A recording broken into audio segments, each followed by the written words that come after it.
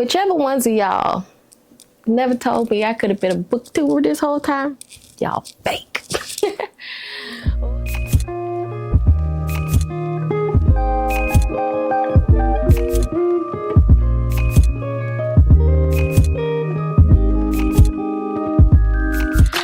What up, Search fam? Sade here.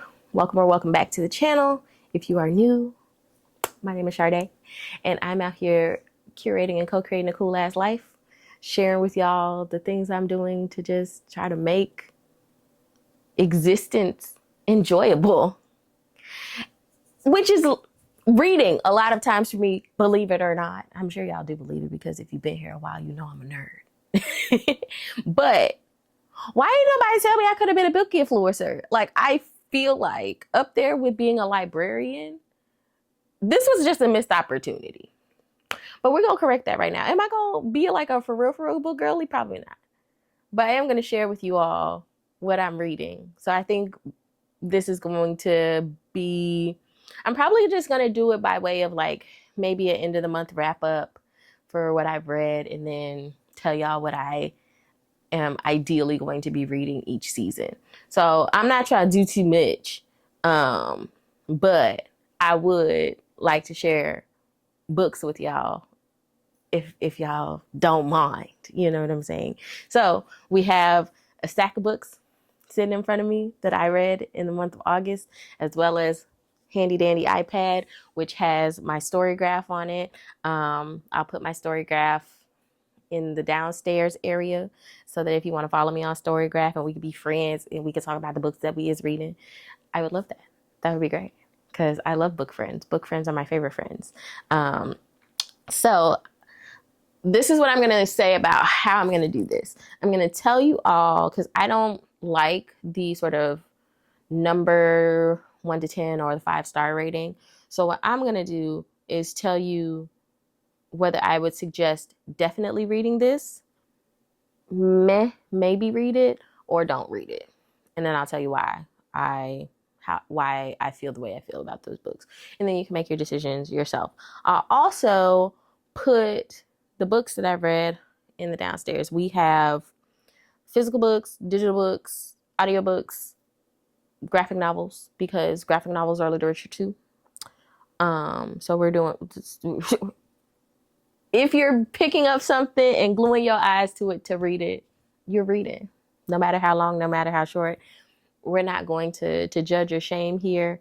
There will probably be some like more dense things that I read because that's the type of time I'm on and like I have to do that professionally. But also I read a lot of smut, y'all. I ain't gonna hold you. I read a lot of romance novels and I always have. I've always been a lover girl on the inside. So yeah, okay. So I guess I'll start with the physical books and then I'll tell you what I read that was digital or audio. So I'll start with the Emperor and the Endless Palace. I actually read this as an audiobook, but I did get it from the library and with the intention of reading it, but then I got the audiobook and I read the audiobook and it was great. The audiobook was read by 3 different readers, which was really, really good. So this is about, it's like a tri-timeline story, love story. And I will say it was hard to follow in the beginning. But once you got into it, baby, this thing had me on the hook. Like, I do audiobooks while I do my walks. And so it's kind of incentive for me to do my workouts because that's the only time I listen to my audiobooks. And so I'm just like, oh, I got to get out here and get these walks in. Or I got to go to the gym. I listen to my book. Because, baby, I need somebody to read this so that I can talk to them about it because this got so good. And once the storylines converged and you figured out who was who and what was going on, pick it up. Definitely read it. So this takes place in 4 BCE, before Common Era, 1740, and then modern or contemporary Los Angeles, and it's about these two characters and how they continue to be entwined in this sort of love story in these three timelines and how they inform one another. But also, there's like, fantasy, there's intrigue, child, there's mess. Because I don't want to spoil it, but I will say, pick it up. I enjoyed reading this so much. It was very good, and it's Chinese American, or the writer Justine Huang is Chinese American, I believe. Yes. Oh, yeah. So yeah. So that's a definite read for me. I also read Act Your Age, Eve Brown. I read this as the physical book, as well as I had a copy on my Kindle. So I went back and forth for a little bit because I tend to like to read my Kindle in bed because there's less steps than, having my book light and all that. But sometimes I do. But I'm sure you've seen this somewhere on the internet. But Talia Hibbert, my girl don't miss. She is so clever as a writer. I love reading her books. And so the Brown Sisters trilogy, and I've read two of the three, and I've read part of the first one. So I've read part of Get a Life, Chloe Brown. But Eve, everybody says Eve is their favorite, and I get it. But I think Eve is my favorite because she and Jacob are both neurodivergent, and watching them navigate each other and their lives and their attraction and stuff, it was so good. There were so many parts where I laughed out loud. So this is a definite read for me. It's a really good romance, and it has a little bit of spice in it. I mean, Jacob, the way he talks to Eve, sign me up for one, okay? I also read Asiri and the Amaru, which is by Natalia Hernandez, and this was her first book, I think. I bought this as a special copy. Again, like this, the edges are sprayed purple. And this is about Asiri who talks to animals, and she also travels like the spirit realm, and she did it for her family. And she got tired because it was clear that they weren't treating her right. They were exploiting her. And she's like, girl, I gotta get out of here and I gotta go live for me. And so she does. And she goes to a coastal village and she meets Dario, who is like a veterinarian. He is so awkward, clearly neurodivergent coded because he likes to like info dump, and he's so cute. And they end up finding accidentally an Amaru, which is a mythical creature. And so it's wounded, and the shenanigans of them trying to get together, of Asiri trying to create her own life, and them trying to save the Amaru and not let the town find out because they're very superstitious, but also Asiri's trying not to reveal her gifts. This was cute. It was very cute. So I would say pick it up and read it. The next one is a graphic novel that I picked up just off vibes from Barnes and Noble, and it's called Engage. And I think it's like 2 or 3 volumes. It's a BL manga, and it's about this 20-something-year-old. He's a chef out in a small town, and he like waits every year for this, stranger, and he's developed these feelings for him. And like, there's some nefarious stuff going on. Like, I did sometimes have a hard time trying to follow, like, what is Naru, who's the other character, what is happening? What is his connection to May, our main male character? And like, it just was a little weird to me, to the point where I don't know if I'm gonna finish this one. So I would say this is probably like, I would not suggest necessarily picking this up. I'm kind of mad that I bought it, but, and also like, because I kind of want to know what's going on, I'm probably going to try to I'm going to read the rest. But I did not quite enjoy this one.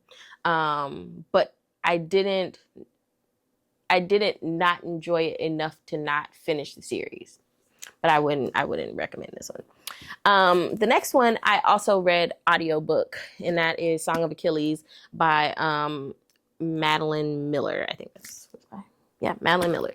Song of Achilles was so good. I did this one as an audiobook and read the last few chapters because I'd finished my run one day and it was at the end. And I was just like, well, I gotta feel like I had to finish it because I needed to know what was happening. And it was very good. This was Achilles and Patroclus retelling. If you like Achillean romance, if you like Greek mythology retellings, this was very good. It was so well written. The characters were compelling. I have Circe on my bookshelf that my friend gifted me, so I'm probably going to read Circe because I did really like Song of Achilles. Like it was tugging at my heartstrings though, for real. The next book is a YA novel. I read a lot of YA novels as well, partially because I just love them. Secondly, because I used to be a teacher, like a K through 12 teacher. So I read Love Times Infinity. This was adorable, so adorable. And this is about, it's got so many things. So of course it's a little, romance, a little love story, but it's about Michi, who is trying to get into school. She wants to go to Brown, but she has a lot of hangups that are tied to her very fraught relationship with her mother. And there are trigger warnings. One of the trigger warnings in here is sexual abuse. So this is about how Michi navigates trying to find who she is, to get over the anxiety, to get ready to apply to somewhere like Brown, to falling for the transfer student who's like start a basketball team. Everybody loves him. He's so cute, and he like really sees it for her. Like he came in so besotted. He was smitten. And and them working through like the fact that they both have their familial issues that are causing like deep hurt and problems for them. And so it was so cute. I would say definitely if you are not bothered by those trigger warnings, read it. We have another manga. I've been reading A Sign of Affection, and this is volume 6. This is one that I am purchasing, that I am going to own the whole thing. So I own 1 through 7. I think there are like 8 or 9 of them. But it is so cute. It is so cute. If you have not watched the anime or read the manga, Sign of Affection it's college age, and it is about Yuki and Utsumi. Yuki is deaf and very naive, very sheltered, very sweet bean cinnamon roll, protect her at all costs. And Itsumi is also, he's like a year older than her at her college, bartender, very well traveled, very worldly, speaks multiple languages, and he likes Yuki, and he learns sign language. If he wanted to, he would. That's all I can say. But this is them continuing to navigate a developing relationship, like the sort of things like, how do we feel about each other? What happens when we like have a sleepover and all the things? It's so adorable. So yes, I'm continuing to read through that. I have number 7. Probably gonna read that in September. I started If Shakespeare Was an Auntie series with Dating Dr. Dill, and Prem Varma, that man, my God, today. So Dating Dr. Dill is a retelling of Taming of the Shrew. And I love Taming of the Shrew. Karina, girl, she was rightfully difficult in some ways, but in some ways I was like, child, if you don't let that man love you. And also, Prim, he was very much like, if you don't let me do this.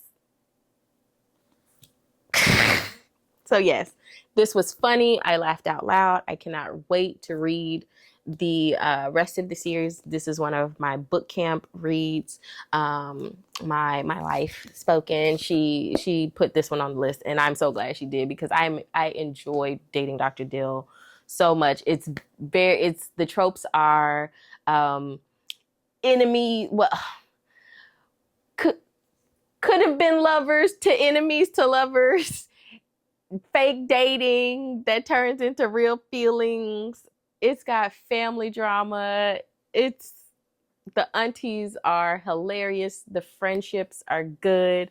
Like both sets of their friends be getting them together, and I'm here for that. I love good friendships in a book. So Nisha Sharma did her thing. I read the third book in the Bubble Babe series by Petra Palerno. I found this book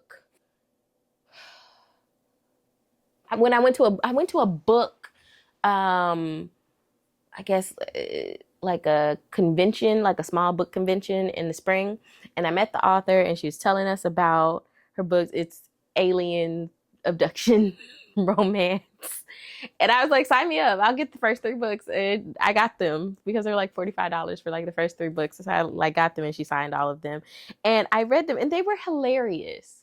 They were so funny. And so I'm excited about the 4th book. All 3 of the books, I think all of the FMCs are plus size. The women, they get abducted to be like exotic dancers on these planets, and then they get rescued. And so the 3rd one is called All I Wanted Was a Glass of Vino, but an alien dude kidnapped me instead. This was so funny because Marta was not having it. She was very smart, very sassy, used to being very sheltered because she's like a mafia princess, and then gets abducted, and she's mourning her dog. It's hysterical, especially the way she be getting referred together because he's so arrogant. Like he's arrogant, he's kind of mean, and she's like, girl, I didn't ask to be here and you kidnapped me. What is wrong with you? So I thought this was very funny. I'm looking forward to the 4th book because the 4th book has a black female main character, and it's got piracy in it. So sign me up. Can't wait. I also read Happily Ever After, which this has been on my TBR for a while. It's another YA novel. And this one is about Tessa, who writes romances, and she ends up going to this school for the arts. Her parents or her mom submits her portfolio without her knowing, and she gets it, and she's like tripping. And so she also gets into this writing program with a famous writer and like all the things, and she loses her ability to write because the anxiety is so bad. And so her friend, her bestie, is just like, you gotta go get in a romance. That's gonna be the way. That's gonna be the way that you find your words again, is that you need to go have romantic experiences. And it's just a story about Tessa finding herself and like, finding love, like with, I'm not gonna tell you who, but yeah. So there's a guy she thinks she likes, and then you know how it goes. She figures out that the guy that's been there, he's the one. And it's so cute. So I would definitely say yes, read this one. It's so sweet. But at times Tessa gets on my nerves, but I also have to remember, like, I'm reading this as someone in my mid-30s. I was like, I feel like the behavior is par for the course for somebody that's 16, 17 years old. So I will say that much. I also finished reading Black Liturgies by Cole Arthur Riley. Now, this book I've been reading for months as a part of my devotional practice. So like I would read a chapter or a little bit and do the prayers and whatnot. And I've been doing it for months. I probably will start this over again because I absolutely love Cole Arthur Riley. I love their writing. I love her Instagram Black Liturgies. I love the sort of way she puts together social justice, being present in the present moment, Blackness in like developing a spiritual practice. Like it just speaks to my sensibilities. So she's another one. If she writes it, I'm gonna buy it. I bought this as soon as I found out she was publishing another book because This Here Flesh is one of my favorite reads from 2022. And so yes, so I bought it. It's signed.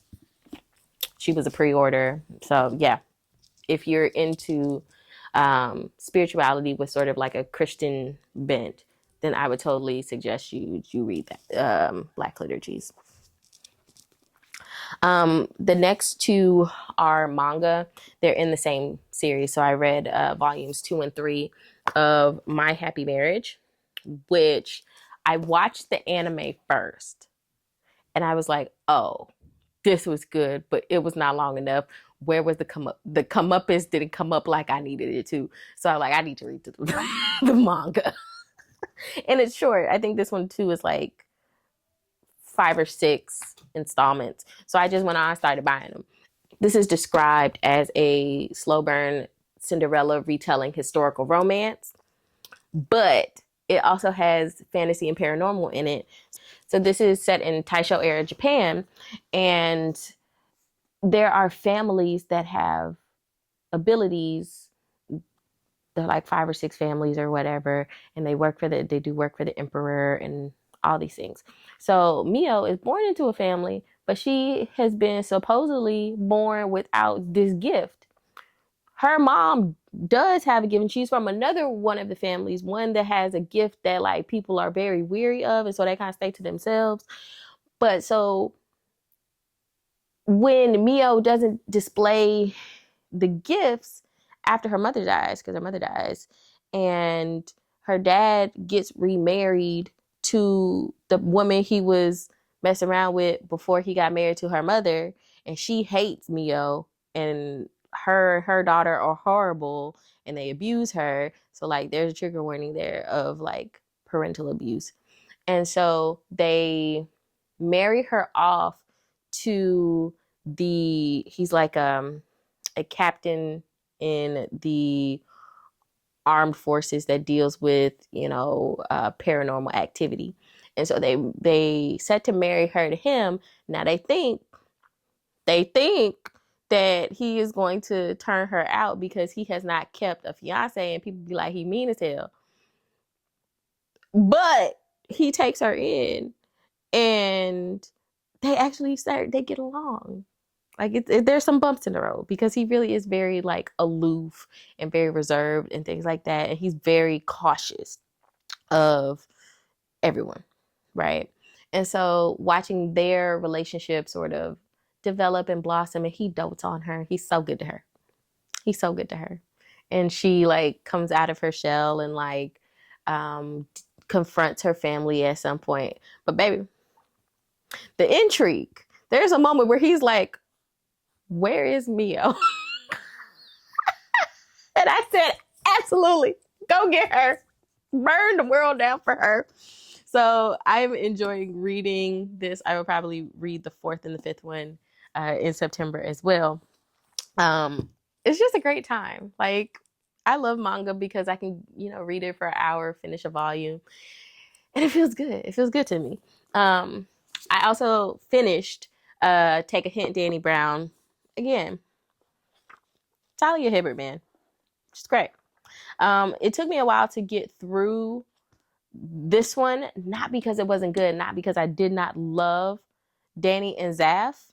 And it's fake dating, friends to love, well, friends with benefits to lovers. And Zafir, he's lovely. We love him a little grumpy, and he's got anxiety. That baby is anxious, and Dani is clueless. But it is super cute. And of course I like this one because Dani's a PhD student and I am a woman with a PhD. So there you go. I told y'all I read a lot. I read a lot. I also read Black and Silver, which is an incubus romance set um, in Ireland, in Dublin, and it's by Gwendolyn Harper. I like Gwendolyn Harper's writing. I read Green and Gold first, which is like leprechaun romance, you know. With these books, they are spicy, they are BDSM coded, so mind yourself for those. But I enjoyed Black and Silver. I enjoyed Green and Gold more, simply because I just like the writing and the pace more. This one took me a minute to get into, and I read it on my Kindle. I also read a digital version of Days at the Morisaki Bookshop. That one took me a minute, even though it's not very long. It's lovely. It is a lovely book. I read it because I saw it as a recommendation of books with Studio Ghibli vibes, and it very much is that. So it gives me, I want to say, like, to me, it gives me a little bit of Kiki's Delivery Service vibes, because it's about, a young woman who gets cheated on, ends up at her family's bookshop with her eccentric uncle, and she like develops a love for reading and the people there, and just like finding herself in her life and her reconnection to these things through the bookshop and the community that's around it. It was lovely. I enjoyed it a lot. Would I read it again? Probably not. Would I recommend it? Yes, I would recommend it. So it turns out I read the first book in My Happy Marriage as well, but I think I did it digitally. I also read The Girl and the Ghost, which is by Hannah Khalif. I read it as an audiobook. It was interesting because it was about this spirit who is attached to this witch. When the witch dies, it has to go to someone in her bloodline, so it ends up going to her granddaughter. And like finding out like how this came about, who the ghost is, the shenanigans of the ghost who like is used to doing mean-spirited things to people, because the witch, her grandmother was like, she was mean. And the little girl like growing up with this spirit and like the family things tied to that. I thought it was interesting. Like I read it on a whim, or I started listening to it on a whim, and it was actually good. I also reread the Klakanian series, book 2, Freeing Luka. I love the Klakanian series. Victoria Abilene did her big one. I cannot wait for the 8th book to come out, which is about Rhaego. If you've ever read the Klakanian series, you already know we're ready for Rhaego. We've been wanting him since book 1. And Chasing Theo is one of my favorite books. It's one of my comfort reads. So I reread Freeing Luka. I don't know if I'm going to reread the whole series. I probably will read the 3rd book again, which is Verico's book, and I'm going to read it on Kindle. I also read the Apothecary Diaries, Volume 1. I read that digitally. And it's because I watched the Apothecary Diaries, and I adore it. It's so cute. It's so good. It's up my alley as like someone who's also a herbalist. So I'm going to own that one as a hard copy. I just don't know when I'm going to start purchasing them, but I did read the first volume, and I am going to read it, and I'm particularly going to read it with one of my... Hey y'all, Editing Sade here. So apparently my file stopped at the end, so that's why there's such an abrupt end. But that was it, the last read, I think, for the vlog anyway. So as always, friends, don't forget to like, comment, subscribe, tell a friend about the channel, check out the books in the downstairs, and I'll see you in the next one. Bye.